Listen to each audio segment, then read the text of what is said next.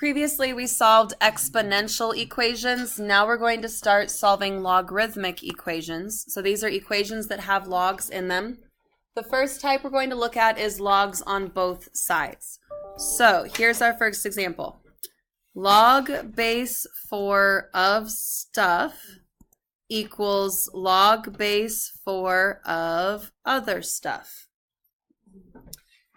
Do you see how log base 4 is exactly the same on both sides? So what must be true about 3 and 2x plus 5? They must be equal.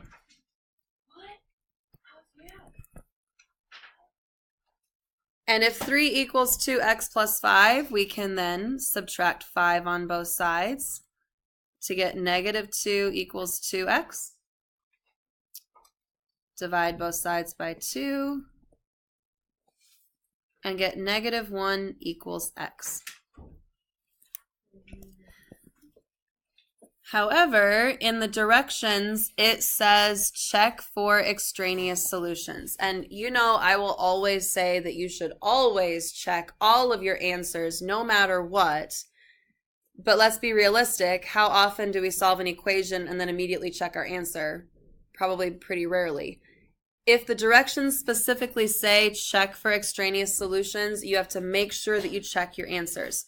Here's why. We cannot have negative numbers inside of a logarithm. So we need to check to see if negative 1 would create a negative number inside one of the logs in the original problem. So if you look up here, log base 4 of 3, that side's good because we're not going to be changing that 3. So we need to check log base 4 of 2x plus 5. And you don't even have to plug it into your calculator. You just need to put negative 1 into 2x plus 5 and make sure that it doesn't give you a negative number. So what is 2 times negative 1? Negative 2, and negative 2 plus 5 is positive 3. So this answer is definitely fine. It does not create a negative inside the log, so we're good. Okay, so your book decided, I think these problems are too easy because it's just stuff equals other stuff. So we're going to kick it up a notch. Still pretty easy. ln on both sides. So x squared minus 4x must equal 12. How do we solve this type of equation? We love factoring, don't we? Hate it. We love factoring. Oh my god. We love factoring. There is a sign by the door that says how much we love factoring. It says we love factoring, and if I hear we hate factoring, I will assign you a Wildcat hour to write lines so that you can write I love factoring over and over and over until you fill up a page. Well, bring it. Oh, I'll find a time. I'll find a time. Okay, Bryant's and Wildcat hour. When you have x squared and x in the same equation, you need to get one side equal to 0, factor, and solve.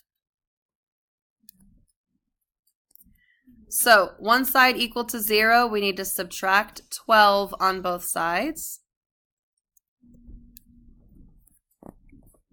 And then factor and solve.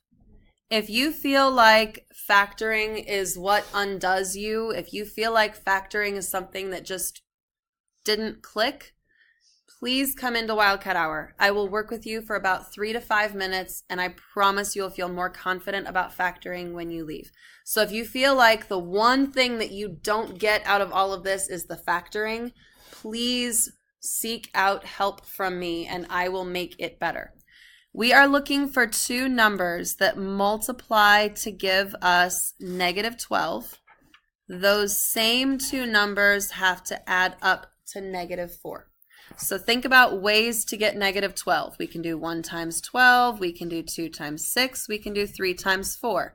Which of those could maybe give us 4 using addition or subtraction. 2 minus 6 is 4. 2 times negative 6 is 12. So the factored form is x plus 2, x minus 6. As you get better at factoring, you won't need to write out this blank times blank, blank plus blank. You'll just be able to think about it and stick the numbers in the parentheses. Once we have it factored, the next part's the easy part. What's our first solution? Negative 2. Our other solution is x equals positive 6.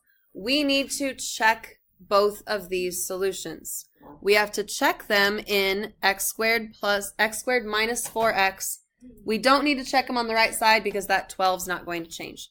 So negative 2 squared is positive 4 minus 4 times negative 2 is negative 8. 4 minus a negative 8, that will give us a positive number, so that answer is fine. Now let's check 6. 6 squared is 36. 4 times 6 is 24. I don't even care what 36 minus 24 is. All I care is that it's not negative. So 6 is fine. Number 11 is going to combine some skills that we've learned over the last few days. Do you see how there's 3 logs in this equation? On the left side, there are 2 logs separated by an addition sign.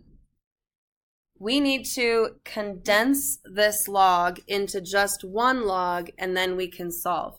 So remember, multiplication between the logs is the same as, addition between the logs is the same as multiplication inside the log.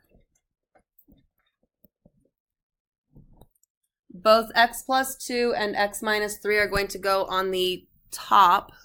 There is no bottoms. They're going to be multiplied to each other inside the log. And then we've got log of stuff equals log of other stuff. So x plus 2 times x minus 3 is going to equal x plus 29. What do you suppose we need to do to the left side?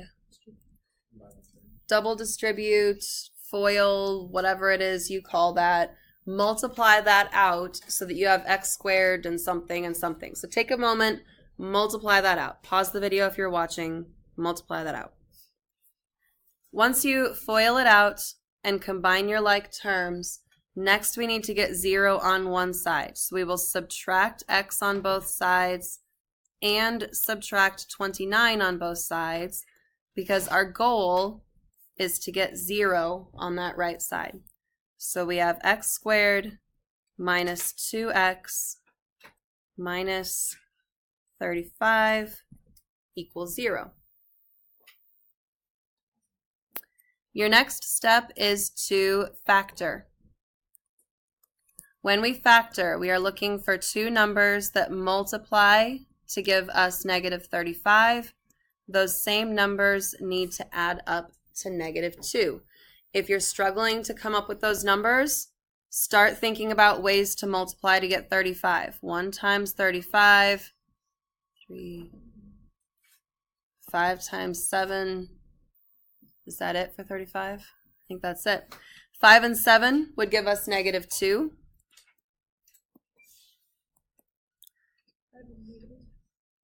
So I usually write it like this, x5, x7, and then I think about if I'm adding up to negative 2, the bigger number needs to be negative, the smaller number needs to be positive. If you're adding to a negative, the bigger number needs to be negative. If you're adding to a positive, the bigger number needs to be positive.